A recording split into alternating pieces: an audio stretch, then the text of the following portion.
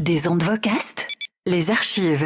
Christophe, on continue notre série sur l'histoire de RFM. Lors du dernier épisode, nous avions parlé des débuts de RFM et il manquait d'évoquer le fameux épisode du brouillage de la radio.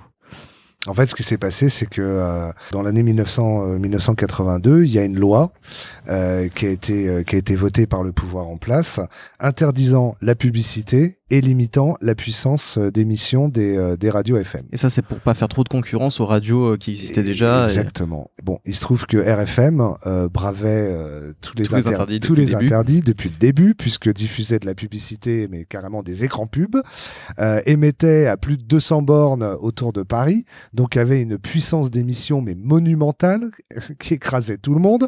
Donc forcément, il a bien fallu les sanctionner et la sanction est tombée du jour au lendemain.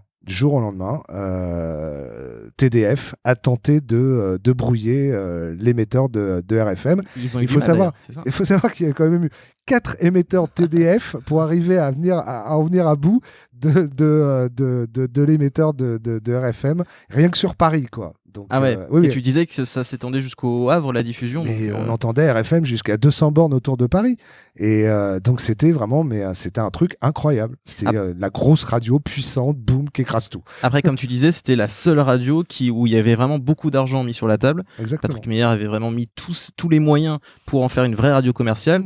Donc c'est logique que tout de suite ils ont essayé de rentabiliser et de chercher à se rembourser entre guillemets. Sachant qu'Énergie à l'époque n'en était qu'à ses premiers balbutiements. En fait, il y avait 3 grosses radios à l'époque. Il y avait RFM, donc écrasait tout le monde, Énergie qui en était à ses premiers balbutiements, et une autre radio qui n'a pas eu Radio Show, c'est ça. Voilà, qui n'a pas eu l'autorisation d'émettre par la suite, parce que ils ont fait des plans de fréquences, etc.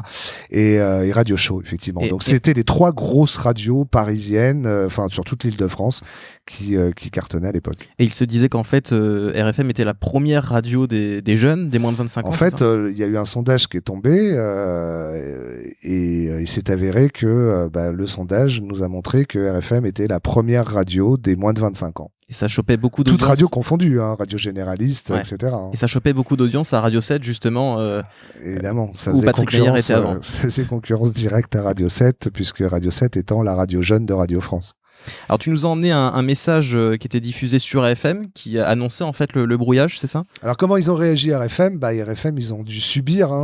Moi, je me souviens, à l'époque, je me baladais avec mon antenne dans tous les sens pour arriver à les choper, parce qu'il y avait un espèce de sifflement continuel toute la journée sur leur antenne. C'était insupportable. Créé par TDF, du coup. Créé par TDF, justement, pour brouiller RFM. Et financé par l'État. Voilà. Donc, c'était insupportable. Donc, il fallait vraiment se balader avec son antenne aux 4 coins de la maison pour arriver à choper un RFM. Et donc, RFM a réagi comment ? Ils ont fait une pétition. Je ne sais plus, il y a eu 67 000 signatures sur cette pétition. Et ils ont sorti un single, un 45 tours, qui s'appelait Radio Brouillé. Ok, on va écouter tout ça. On va commencer par écouter le message qu'il y avait sur l'antenne de RFM pour annoncer le brouillage. RFM parle au RFM.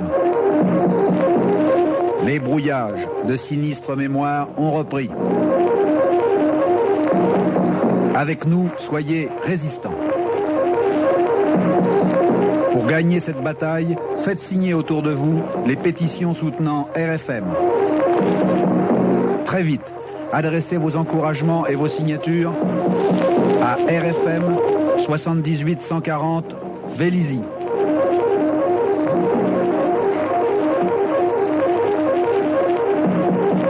Dépêchez-vous, nous comptons sur vous. Votre plaisir et notre indépendance sont en jeu. Bon, et puis bien entendu, il y a aussi Coluche qui a apporté son soutien, bien entendu. Bien évidemment que Coluche a apporté son soutien, puis de nombreux artistes, parce que il y avait du Eddie Mitchell, il y avait des gens comme ça qui soutenaient la RFM à l'époque. On écoute le message de Coluche, les interventions de Coluche sur l'antenne de RFM à propos du brouillage. On est brouillé, alors attention. Vous êtes brouillé ? On est brouillé sur Meudon. Oui. Ah, brouillé sur Meudon. Ah, c'est joli ça. Ah ouais, c'est un beau roman. Ça ressemble à... Je suis brouillé sur Meudon. Le temps restera nuageux sur la majeure partie de la France et brouillé sur Meudon. Voilà. Ah, ça serait bien comme titre d'émission, Brouillé sur Meudon. C'est un roman de Daphné du Maurier, c'est Voilà. ce que j'ai dicté quand on était en classe. Daphné du Maurier. Venez avec moi vous brouiller sur Meudon. Alors, qu'est-ce que je recommence tout? Attention, help, arrêtez tout. Help.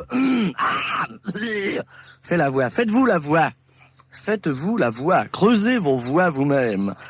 Faites-vous la voix. Help, my sex moves alone. Yes, hello. C'est de l'anglais, c'est dégueulasse. Ma bite bouge toute seule, c'est dégueulasse. Il ne faut pas dire ça. Vous aurez qu'à l'enlever ça de la radio parce que ça vous met. À partir du 11 octobre, attention, j'arrête tout.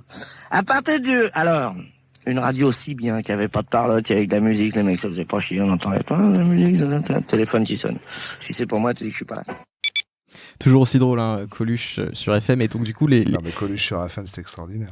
Et du coup, les gens galéraient en fait pour. Ah, mais c'était une galère. Je te promets, c'était une galère. Pour écouter RFM à cette époque-là, c'était une galère. Mais c'est là qu'on voit qu'il y avait un engagement quand même des auditeurs sur cette radio parce Il y qu'ils avait un faisaient engagement tout pour. des auditeurs, il y avait un engagement des artistes, il y avait un véritable engouement autour de cette radio. Et c'est ce qui a tué RFM. Puisque le brouillage a tué RFM dans le sens où d'autres radios ont émergé à ce moment-là, notamment Énergie. Ça a redessiné complètement la bande FM. Alors tu disais qu'il y avait même eu un disque qui avait été créé, un disque en soutien à RFM. C'est Radio Brouillé. Radio Brouillé. On écoute. Y a plus moyen d'entendre ma radio préférée, ça fait flipper.